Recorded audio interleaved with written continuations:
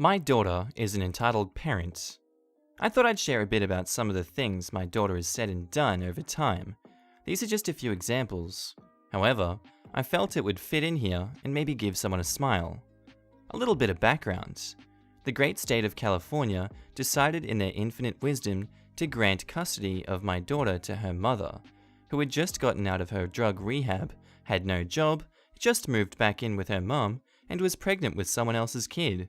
Instead of me, who had my own apartment, a full-time job, benefits, no drug or alcohol issues, etc. Side note, that's very common in the family law courts. What the fuck? Continue. My ex taught my daughter through example, and specifically how to get as much from other people as possible without having to work at all. Example 1. Until recently, I had kept a cell phone for my daughter on my plan to help her a bit, and to ensure I could always call her when I needed to. This exchange takes place over text. ED, entitled daughter. Hey dad, I tried to text to number to donate money to whatever natural disaster had happened, but it won't let me. It tells me that premium SMS is blocked. Oh, that's right. I don't want those things ending up on my bill. If you want to donate, there's an address you can send your money. But I just wanted to be able to text my donation to help those people out. But if you texted them the donation, I would be paying the bill, not you.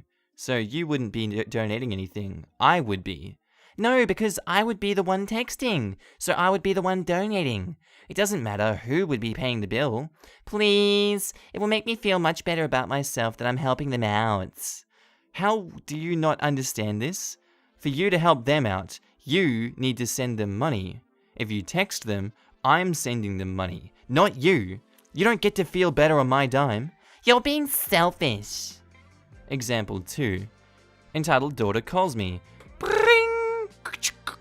Hey dad, I was wondering if you could send me some money. My kids are really hungry and I have no money, and my WIC/food stamps are all gone, and welfare doesn't arrive for another week. I might be able to do that, but if you don't have any money, how is it that you and your boyfriend are always posting pictures of you guys partying and getting high? Well, we don't pay for our drugs or alcohol. Wow, that's a really good deal. Who gives you drugs and alcohol for free? Oh, no. What we do is go collect cans and then turn them in for money. Then we use that money for the pot and drinks. Why don't you just use that money to buy food for your kids? Because then we wouldn't have any money for alcohol or pot. I think you really need to think about what you just said to me. You're saying that alcohol and pot are more important than feeding your children? No, that's not what I'm saying. You just aren't understanding. Never mind. Example 3. Oh my god. So we just got approved for Section 8 housing, but there's just one problem. They won't allow us to have pets, so I don't know what I'm gonna do with Daisy, my dog. Well, guess you need to find a new home for her. Oh, it's just unfair. I don't understand why we can't have pets. Well, pets are not required to live. You're essentially holding your hand out to the taxpayers saying, I need help with housing because I can't afford to pay for it. But then saying, oh, by the way, can you pay for my dog too? It does not work that way, honey. Oh my god, that makes no sense. If they're gonna pay my money to my landlord to help me pay rent, they shouldn't care if I have a dog. If you can't afford housing, then you shouldn't have a dog. Why do you think it's okay to have a dog but then ask other people to pay money for all of your other things, including feeding your dog? I'm not asking them for money to feed my dog. Then where do you get the money to buy your dog food? Oh, I just use my welfare money. I hope you enjoyed these. Obviously these aren't word for word, but are pretty close. If you enjoyed these, let me know and I can share more. I have a lot more. These comments. She sounds more like an idiot than entitled. No offense. Yeah, she does. Our next story was posted by user Backroads of Utah, titled, I am not driving your kids to school. I am an elementary school teacher. Last year, a boy moved mid-year into my class. His mum had hit hard times and moved back in with her folks. Myself and the boy hit it off. Since he and his little brother have autism and we got along so well, Mum requested me the following year for little brother. Cool, I like these kids, always nice to be requested.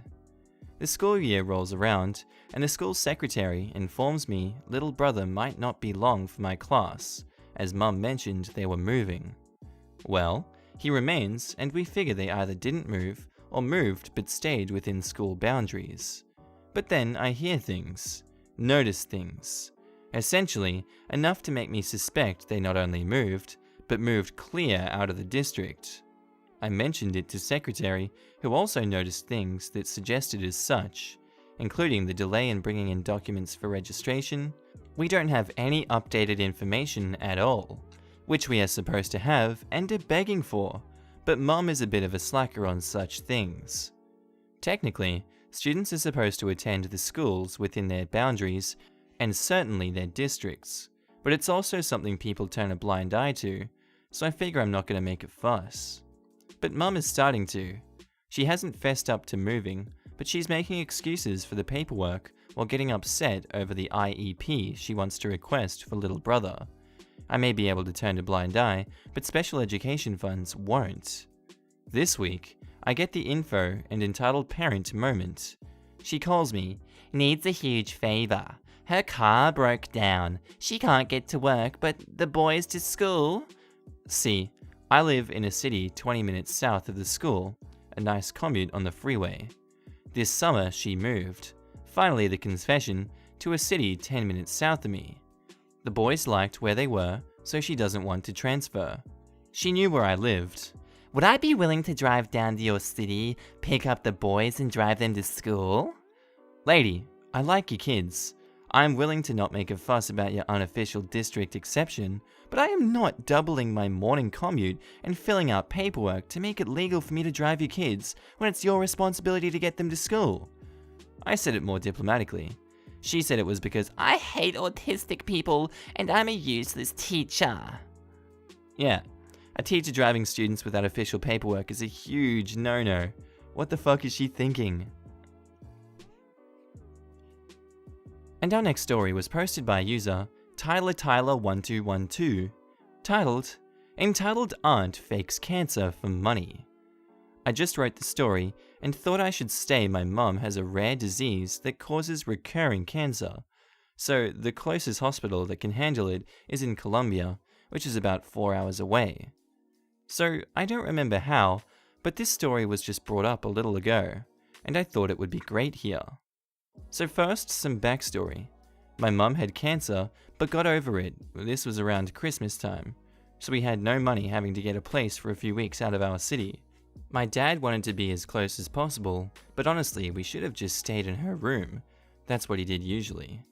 And my wealthy aunt wanted to sponsor us. She's so great and humble that she didn't want us to know, but I heard my parents talk about it. And I guess word spread around that she was helping her. Quite a lot, actually. And my aunt wanted some, so from what my mum said, this is what happened. Entitled Auntie says, So, I heard nice great aunt, was helping you with Christmas. Yes, why? Well, I think you should maybe talk to nice grand aunt about helping me too. Her husband makes plenty of money, but she spends it on random stuff. Oh, surprise, surprise! Well, I think you might want to talk to her yourself. Well, okay, but if she asks you about, give me a good word, okay? I don't know, I'll have to think about. Okay, I love you. Love you too. The next conversation is a little bit after when my mum calls my aunt, because entitled great aunt is known for doing all sorts of things. So my mum is calling to warn my aunt. Hey, N.A., EA just called, asking me to ask you about helping her with Christmas. Has anyone else called you about it? Oh, no. But why would she even need that? They make plenty of money and, they don't even have kids. I don't know, but I was just calling to let you know that. They exchange their goodbyes. Then my NA gets a text a little later. Hey, nice great aunt. I just wanted to let you know that I'm at the hospital that my mom always goes to for her surgeries and checks. And they said I have cancer. Oh, really? Oh, that's crazy. I can't believe this. She's obviously not buying it. Yes, I know, and Christmas is coming up, and I'm not sure I'll be able to afford it with all these bills. I'm gonna have to pay, so I was wondering if you could help me out, like how you're helping, Mum? My mum, not hers. Hold on. Can I FaceTime you so we can talk face to face? Oh, no, I don't have any service, it wouldn't load. Oh, that's unfortunate. Unfortunate. Oh, yes, I know. Okay, I'm gonna call Mum because, as you know, she's checked in there, so as you know, and let her know the situation so maybe she can put you in close rooms. Then, nice great aunt calls my mum. My aunt explains the situation to me mum, laughing so much, and then me mum says, "Oh, sorry, entitled great aunts. I just got off the phone with N.A. She said you're here with me. Ask them to move you close to my mum's room number, then we can be close together." Oh, sorry, I can't. I'm in critical condition, so any sudden moves like that could kill me. Sad emoji. The next few texts are pretty boring, so I'll skip them. Pretty much just my mum saying how sorry she is and how she knows how she is so sorry and how she knows how she feels. My mum is giving NA updates all this time, and then nice grand aunt starts texting the entitled aunt and says, "Oh, hey EA, I'm gonna call the hospital and have them put your bill on my card because, this must be terrible for you, and I'll send you the money right after." "Oh, no, you don't have to do that. I just need the Christmas money." "Oh, no, it's my pleasure." Nice grand aunt calls the hospital just to be sure she wasn't there, even though she was 99% sure she wasn't. "Hey, I just called the hospital and they said you weren't in the can. Can I have your room number so they can know where to find you?" And she didn't respond. Surprise, surprise. And our next story was posted by user Soundwave Plays, titled, "Entitled Mum pours drink on me and assaults me about my quote-unquote illness." So, this happened about 10 minutes ago, and I'm pretty ticked. You know the whole shtick. English is my first language, I'm on mobile, blah blah blah blah blah blah, on to the story. Also, just to add, I'm a high-functioning autistic, and it's easily noticeable in how I talk, react, and move. This will be relevant later. The cast are me, the best Transformers character, entitled mother, a fuckwit, and IK, innocent kid. She was just a toddler, not knowing where she was going. So I'm at a fairly famous theme park in Australia, and they have this wildlife area with a small Aboriginal, they do they?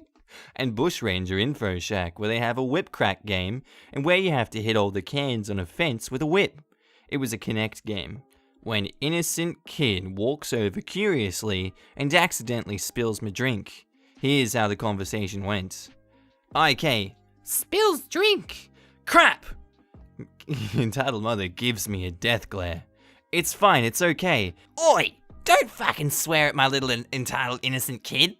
Look, I'm sorry for swearing, it was just a reflex. Entitled mother walks over to my cup and fucking pours it on me.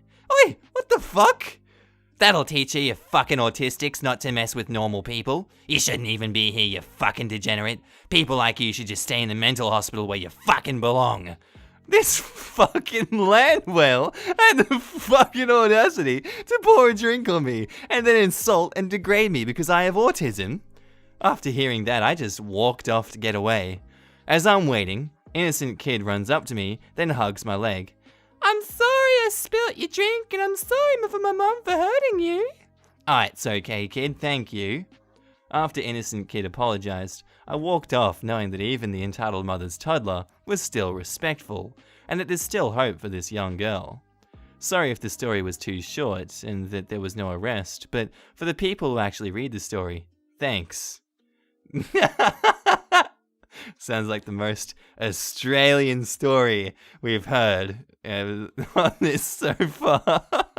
This comment. How does she know that they're autistic? This doesn't make any sense. You can't just know someone's autistic like that. What's going on? But I guess, yeah, you're saying that it's easily spottable in my reactions and the way I talk. So I guess OP backed themselves that way. Anyway, guys, I hope you enjoyed that episode.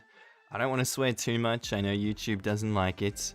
Tell me what you think of the episode, if you had a laugh. If you didn't have a laugh, even tell me that. Let's have a fight. Anyway, if you liked the video, subscribe. If you want to hear more of my voice, subscribe as always. And yeah, like the video too, because I love you. I do. You may not think I don't love you, but I do love you. Please love me back. And have a good night. I'll see you later. Bye.